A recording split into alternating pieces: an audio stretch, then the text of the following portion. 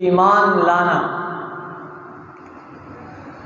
اب ایمان کس طرح لانا ہے، اس کا معیار کیا ہے؟ رب العالمین انسانوں کو سمجھانے کے لیے قرآن مجید میں کئی قسم کے دلائل ذکر فرمایا ہے۔ کبھی دلیل عقلی، کبھی دلیل عقلی، کبھی دلیل وحی، کبھی دلیل سفلی، اسی طرح مختلف قسم کے دلائل اللہ کریم ذکر فرماتے ہیں۔ رب العالمین نے اس آیت کریمہ کے اندر ایمان کا معیار ہمیں بتایا کہ اے لوگوں، ایمان کا معیار کیسا ہے، ایمان تم نے کس طرح لانا ہے، اس کی مثال رب العالمین نے ذکر فرمایا۔ فرمایا فَإِنْ آمَنُوا بِمِثْلِ مَا آمَنْتُمْ بِهِ فَقَدِ اهْتَدَوْا۔ میرے آقا محمد رسول اللہ صلی اللہ علیہ وسلم نے جب اعلان نبوت فرمایا، جب رب العالمین کا وہ دعوت لوگوں کو پہنچایا جس دعوت کے لیے نوح علیہ السلام نے 950 سال لگائے تھے، وہ دعوت جس کے لیے ابراہیم علیہ السلام کو آگ میں ڈالا گیا، جب میرے نبی نے اپنے امت کو وہ دعوت پیش کیا کہ لا الہ الا اللہ تفلحون، اے میرے قوم یہ اعلان کر دو لا الہ الا اللہ کہ کوئی الہ نہیں، لا الہ کوئی الہ نہیں، کوئی مشکل کشا، کوئی حاجت روا، کوئی اولاد دینے والا، کوئی روزی دینے والا، کوئی ہستی نہیں جو تمہیں اولاد دے سکے، کوئی ایسی ہستی نہیں جو تمہیں عزت اور ذلت دے۔ اگر ایسی کوئی ہستی دنیا میں موجود ہے تو الا اللہ، وہ اللہ کریم کی ہستی ہے، اللہ کے سوا کوئی الہ نہیں۔ میرے نبی نے یہ دعوت دی، یہ دعوت کا سلسلہ جاری رہا، چلتے چلتے آہستہ آہستہ لوگ میرے نبی کی دعوت کو قبول کرتے رہے، آہستہ آہستہ۔ اب یہود اور نصارہ جو تھے، یہود اور عیسائی، وہ لوگ خوب جانتے تھے کہ یہ نبی حق نبی ہے، اس پر جو کتاب نازل ہوئی ہے یہ کتاب بھی حق ہے، یہ دین سچا دین ہے، یہ نبی آخری نبی ہے، خاتم النبیین ہے، سارا معلوم تھا ان کو۔ لیکن ضد کی وجہ سے، عناد کی وجہ سے، تعصب کی وجہ سے وہ لوگ اس دین کو ماننے کے لیے تیار نہیں تھے، بلکہ اس دین پر اعتراضات، شبہ، پروپیگنڈے، کوشش ان کی یہ ہوتی تھی کہ اس دین کو بدنام کر دے۔ لوگوں کو کہتے تھے ہم سچے لوگ ہیں، آسمانی کتاب ہمارے پاس ہے، اہل حق ہم لوگ ہیں، ہم ایمان والے لوگ ہیں۔ نعوذ باللہ وہ نبی کے ساتھی صحابہ کرام کو کبھی بیوقوف بول دیا، گستاخیاں کرتے تھے، تو رب العالمین نے یہ اعلان کر دیا کہ اے لوگو، اگر تم ایمان کے دعوے دار ہو، اگر تم یہ اعلان کرتے ہو کہ ہم ایمان والے لوگ ہیں، ہم مسلمان ہیں، ہم اہل حق ہیں، زبانی دعووں سے کام نہیں چلتا، عملی میدان میں اترنا پڑے گا۔ زبانی دعوے، زبان کے مسلمان تو مارکیٹ میں ہول سیل کے حساب سے ملتا ہے۔ زبانی مجاہد، منہ کے مجاہد، فیس بک کے مجاہد بڑے بڑے پوسٹیں دیں گے کہ ہم یہ کر دیں گے، وہ کر دیں گے، میدان میں آؤ نا تب پتہ چلتا ہے کہ کون کتنا پانی پر ہے۔ رب العالمین نے فرمایا، اے ایمان کے جھوٹے دعوے دارو، فَإِنْ آمَنُوا بِمِثْلِ مَا آمَنْتُمْ بِهِ فَقَدِ اهْتَدَوْا، جب تک تم میرے صحابہ کی طرح ایمان نہیں لاؤ گے تمہارا ایمان کامل ہو نہیں سکتا۔ صحابہ کا ایمان تمہارے لیے نمونہ ہے۔ جو بندہ اپنے ایمان کو صحابہ کی طرح بنائے گا، وہ صحابہ جن کو نعوذ باللہ تم بیوقوف کہتے ہو، لیکن یہ بیوقوف نہیں، تم بیوقوف ہے۔ انہوں نے من اور ان اسلام کو تسلیم کر دیا ہے۔ اس کی بڑی مثالیں، ایک صحابی ابو طلحہ رضی اللہ تعالی عنہ میرے نبی کے صحابی ہے۔ ابھی شراب حرام نہیں ہوا تھا اسلام کے اندر، شراب کی حرمت کا حکم نازل نہیں ہوا تھا۔ اعلیٰ قسم کے شراب منگائے تجارت کے لیے، اعلیٰ قسم کے، یہ بڑے بڑے ڈرم ڈول بھرے ہوئے تجارت کے لیے شراب منگائے۔ جو ہی شراب لائے، اللہ کے رسول نے حکم دیا، خبردار، شراب اللہ کریم نے حرام کر دیا ہے۔ صحابہ پھیل گئے، پورے مدینے میں یہ بات پھیلا دی کہ خبردار بھائی، اللہ نے شراب حرام کر دیا ہے۔ ابو طلحہ رضی اللہ تعالیٰ عنہ کا ایمان دیکھیے، شراب کی ساری بوتلیں، سارے ڈرم ایسے گرا دیے کہ مدینے کی گلیوں سے شراب کی نہریں جاری تھے، سارے گرا دیے۔ اب یہ نہیں کہ اس کو جا کے کسی یہودی پہ بیچ دے، کسی ہندو پہ بیچ دے، پیسے تو آ جائے، نہیں، اللہ نے حرام کر دیا ہے، اس کا منافع بھی انہوں نے اپنے اوپر حرام کر دیا۔ ایسے ایمان ہونا چاہیے۔ دوسرا صحابی، انگوٹھی پہنی ہے سونے کی، اللہ کے رسول نے فرمایا اللہ نے مرد کے لیے سونے کو حرام کر دیا ہے، وہی ہاتھ سے نکال کر پھینک دیا۔ دوسرے ساتھی نے عرض کی کہ اس کو لے بیچ دو، کام آ جائے گا۔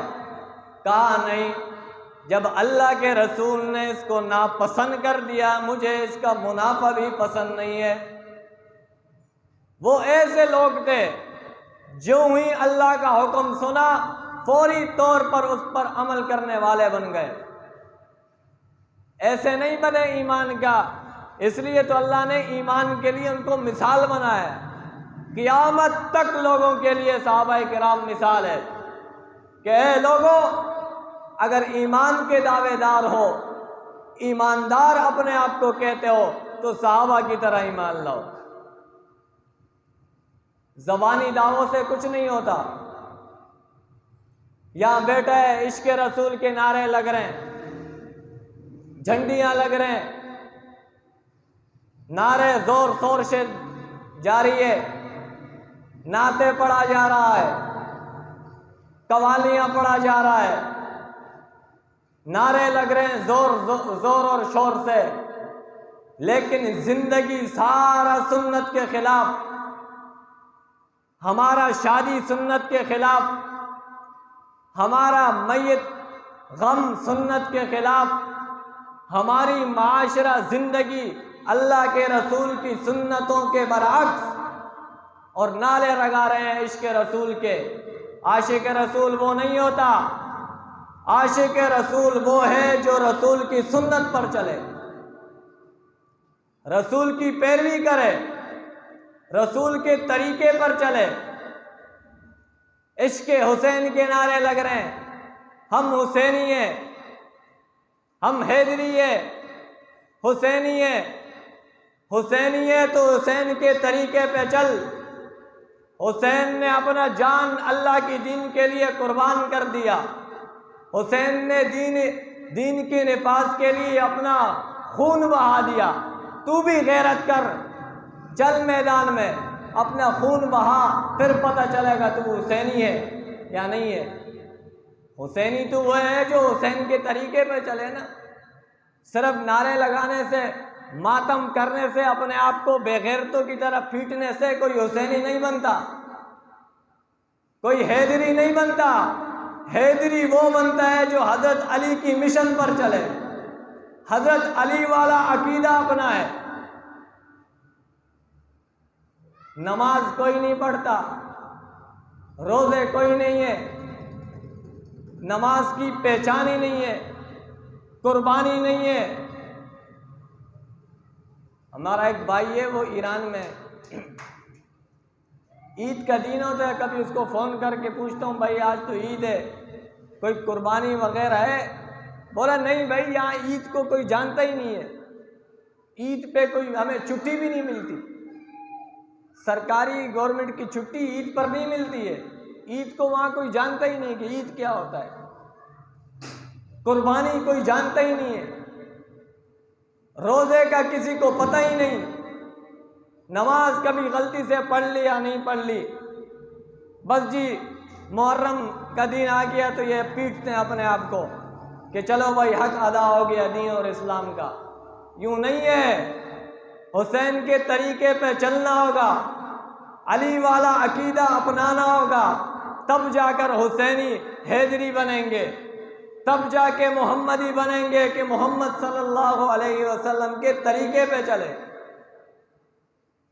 اس لیے رب العالمین فرماتے ہیں فَإِنْ آمَنُوا بِمِثْلِ مَا آمَنْتُمْ بِهِ فَقَدِ اهْتَدَوْا۔ سارا معاشرہ اپنے آبائی طریقے پر چلا رہے ہیں۔ اللہ کریم فرماتے ہیں اسی سورۃ البقرہ کے اندر، فرمایا وَمَن يَبْتَغِ غَيْرَ الْإِسْلَامِ دِينًا فَلَن يُقْبَلَ مِنْهُ وَهُوَ فِي الْآخِرَةِ مِنَ الْخَاسِرِينَ۔ جو بندہ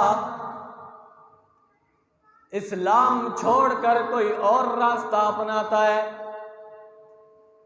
غیر الاسلام دینا، اسلام والا طریقہ چھوڑ کر محمد الرسول اللہ صلی اللہ علیہ وسلم کے طریقے کو چھوڑ دیتا ہے، دوسرے راہ پر چلتا ہے، اپنا آبائی طریقے پر چلتا ہے، اپنے استاد اپنے پیر کے راستے پر چلتا ہے، اپنا خاندان اپنا ثقافت اس کو بڑا محبوب ہوتا ہے اللہ کے رسول کی سنت سے۔ رب العالمین فرماتے ہیں وَهُوَ فِي الْآخِرَةِ مِنَ الْخَاسِرِينَ، قیامت کے میدان میں یہ بڑا نقصان کے اندر ہوگا۔ لَن يُقْبَلَ مِنْهُ، اس کا یہ عمل اس سے ہرگز قبول نہیں ہوگا رب العالمین کے دربار میں۔ جب اللہ کے پاس پہنچے گا تو کوئی عمل نہیں۔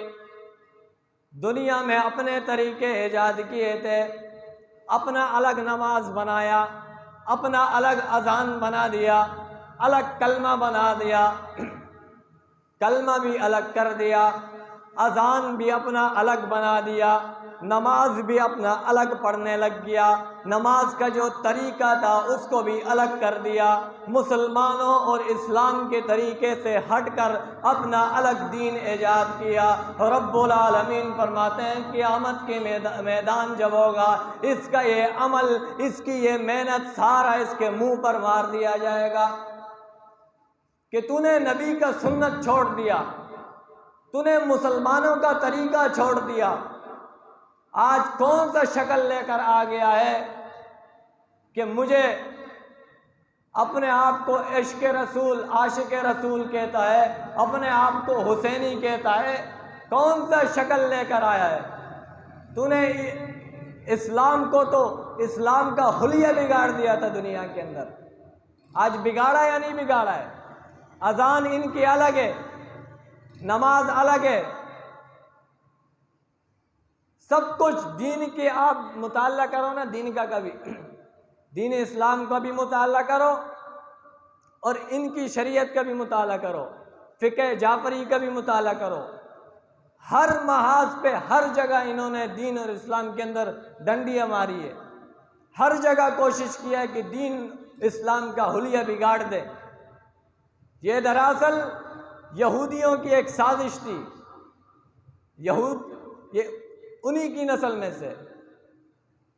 جب یہودیوں نے دیکھا کہ اسلام بڑے ترقی پر ہے، بہت عروج پر جا رہا ہے اسلام، انہوں نے دیکھا کہ ہماری بس کی بات نہیں ہے مسلمانوں سے جنگ کرنا، ہر جگہ ان کو اللہ نے ذلیل کر دیا، جہاں جائے وہاں ذلیل ہو جائیں۔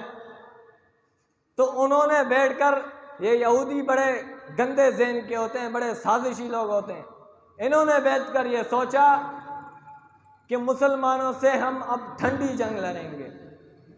ٹھنڈی جنگ ایسے ہوگا کہ ہم اپنے بندے مسلمان ٹریننگ دے کے ہم اپنے بندے مسلمانوں میں ڈالیں گے، وہ ان کی دین کو، اسلام کو جو ہے نا، ان کے اندر فرقواریت پیدا کرے، ان کی دین اور اسلام کا حلیہ بگاڑ دے۔ آپ دیکھو، تاریخ کا مطالعہ کرو، اسلام کو سب سے زیادہ جو نقصان پہنچا ہے وہ کفر کی طرف سے نہیں پہنچا ہے، بلکہ خود مسلمانوں کی طرف سے پہنچا ہے۔ آپ عراق کے جنگ کا، عراق کے تاریخ کا مطالعہ کرو کہ عراق کے اندر کتنی بڑی جنگ لڑی گئی ہے شیعہ سنی کا، اتنا بڑا جنگ کہ مورخین لکھتے ہیں اتنا خون اس جنگ کے اندر ہوا کہ وہ دریا جو عراق کے اندر جاری ہے، 7 دن تک اس دریا کا خون، اس دریا کے اندر اس کا کلر لال تھا، خون سے بھرا ہوا تھا، اتنا لوگوں کا خون بہایا گیا صرف شیعہ سنی کے جنگ پر۔ یہ یہودیوں کی سازش تھی۔ اسلام وہی ہے، طریقہ وہی ہے جو محمد الرسول اللہ کے رسول نے فرمایا کہ بنی اسرائیل کے اندر 72 فرقے بن چکے تھے، میرے امت میں 73 فرقے بنیں گے۔ صحابہ نے عرض کیا، اے اللہ کے رسول، فلاح نجات والے کون سے ہوں گے، کامیاب کون سے ہوں گے، حق پر کون سا فرقہ ہوگا؟ اللہ کے رسول نے فرمایا، ما انا علیہ واصحابی، جس طریقے پر میں اور میرے صحابہ ہیں، جو اس کو اپنائے گا وہ حق پر ہے، اس کے علاوہ سارے باطل ہیں۔ آج دیکھو صحابہ کرام پر بھونکنے والے کتنے کتے نظر آتے ہیں، یہ سارا دین اسلام کے خلاف ہے۔ بظاہر اپنے آپ کو مسلمان کہتے ہیں، لیکن اصل میں اسلام کے سب سے بڑے دشمن یہی ہے۔ اس لیے اللہ کریم صحابہ کرام کو حق کا معیار بنایا کہ اے لوگو، اگر اپنے آپ کو مسلمان کہتے ہو، اگر اپنے آپ کو دیندار کہتے ہو، تو اسلام کا دار و مدار وہ صحابہ کرام ہے، اسلام کا نمونہ، ایمان کا نمونہ صحابہ کرام نے۔ تم نے اگر ایمان بنانا ہے، صحابہ کی زندگی کا مطالعہ کرو کہ کیسے تھا ان کا ایمان، کیسی تھی ان کی زندگی، اس کے طریقے پر چلو، ان کے راستے پر چلو گے تو ہدایت پاؤ گے، نہیں تو گمراہی میں پڑے رہو گے۔ فرمایا فَإِنْ آمَنُوا، اگر یہ لوگ ایمان لائے، بِمِثْلِ مَا آمَنْتُمْ بِهِ، جس طرح میرے صحابہ کرام ایمان لائے، یہ لوگ قرآن پر ایسے ایمان لائے جیسے میرے صحابہ ایمان لائے، فَقَدْ اهْتَدَوْا، تو ہدایت پائیں گے۔ اگر صحابہ کی طرح بھی یہ لوگ ایمان لائیں گے تو ہدایت پر پائیں گے۔ وَإِن تَوَلَّوْا فَإِنَّمَا هُمْ فِي شِقَاقٍ، اگر یہ راستہ اس راستے سے منہ پھیر لے، اس طرح ایمان نہ لائے، اپنے طریقے پر ایمان لائے، اللہ کا کریم فرماتے ہیں فَهُمْ فِي شِقَاقٍ، وہ بدبختی کے اندر پڑے ہوئے ہیں، پھر تو اسی ضلالت، اسی گمراہی میں پڑے رہیں گے، لیکن ان کو ہدایت مس بھی نہیں کرے گا۔